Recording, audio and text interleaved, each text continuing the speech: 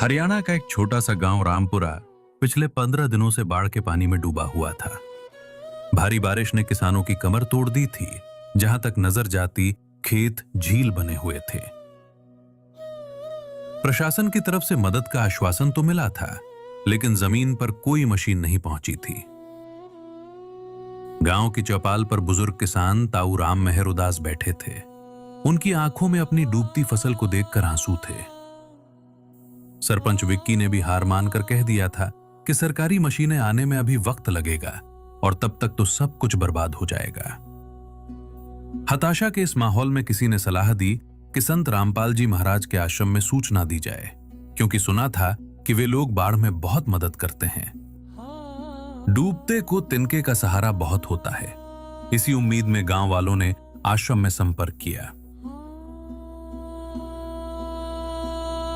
अगले ही दिन सुबह 4 बजे गांव के बाहर ट्रकों की आवाज गूंजी। गांव वाले दौड़कर देखने गए तो हैरान रह गए। आश्रम के सेवादार बड़े बड़े ट्रकों में सामान लेकर आ चुके थे। यह कोई साधारण सामान नहीं था। ट्रकों से 20 हॉर्स पावर की विशालकाय सबमर्सिबल और मोनोब्लॉक मोटरें उतारी जा रही थीं। साथ में काले रंग के 8 इंच और 12 इंच मोटे पाइपों के बड़े बड़े बंडल थे, जिन्हें देखकर ही उम्मीद की किरण जाग उठी। सेवादारों ने बिना समय गवाए काम शुरू किया।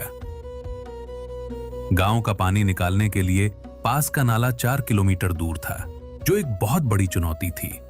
लेकिन सेवादारों के हौसले बुलंद थे। उन्होंने दिन रात एक करके 4 किलोमीटर लंबी पाइपलाइन बिछा दी। कीचड़ में घुसकर भारी केबल जोड़े, स्टार्टर फिट किए और मोटरें सेट कर दी।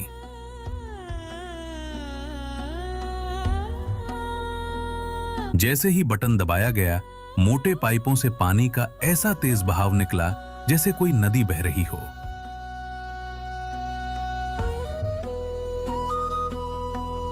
ताऊ राम मेहर ने यह देखकर कहा कि इतनी बड़ी मशीनें तो हमने आज तक नहीं देखी। ये तो कुछ ही दिनों में पूरा गांव सुखा देंगी।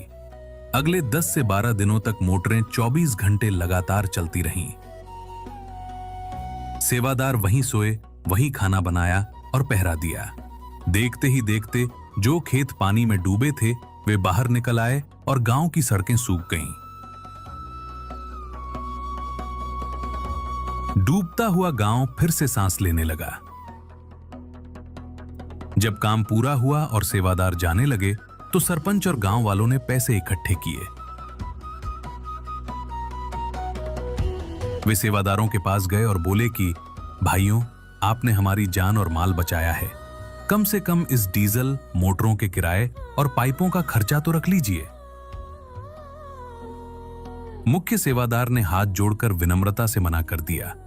उन्होंने कहा कि हमारे गुरुदेव संत रामपाल जी महाराज का आदेश है कि आपदा में व्यापार नहीं, उपकार किया जाता है।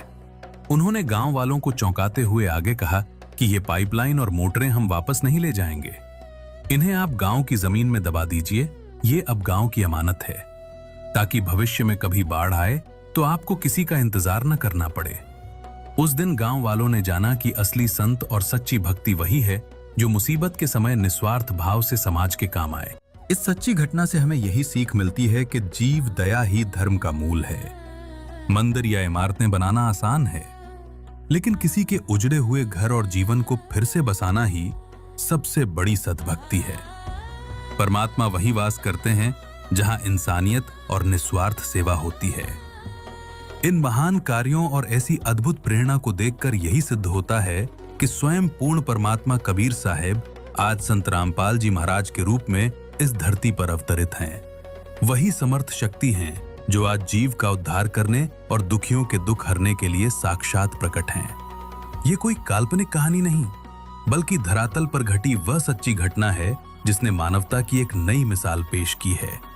हरियाणा और पंजाब के सैकड़ों गांव जब बाढ़ के पानी में पूरी तरह डूब चुके थे, प्रशासन और सरकारें भी जब बेबस नजर आ रही थीं, तब विनाश के उस मंजर में आशा की किरण बनकर उभरे संत रामपाल जी महाराज और उनके अनुयायी। जहां लोग अपना घर-बार छोड़कर भाग रहे थे, वहीं सतलोक आश्रम के सेवादार अपनी जान जोखिम में डालकर उन डूबते हुए गांवों में पहुंचे। उन्होंने केवल खाना पानी ही नहीं दिया, बल्कि समस्या का जड़ से समाधान किया। 20-20 हॉर्स पावर की बड़ी बड़ी मोटरें, जनरेटर और किलोमीटरों लंबी पाइपलाइनें रातों रात बिछा दी गईं।